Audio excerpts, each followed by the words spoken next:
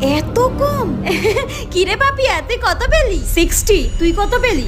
আমি তো 95 পেয়েছি। আরে মজা করিস না, আমি জানি তুই কম পেয়েছিস। আমি জানি তুই আমার থেকে সবসময় কম নাম্বার পাস। বল বল বল কত পেলি? আমি কাউকে বলবো না। আরে মায়ের দিব্যি কেটে বলছি, আমি 95 পেয়েছি। তোর বিশ্বাস না হলে দেখ দেখ।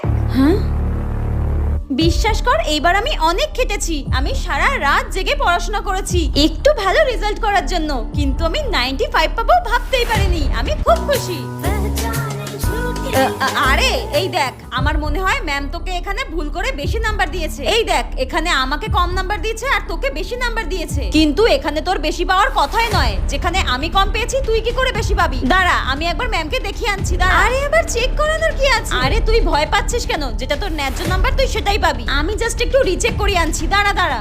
যা বাবা, এটা কি করে হতে পারে? এই তো ম্যাম, আপনি মনে হয় লিসাকে ভুল করে এক্সট্রা নাম্বার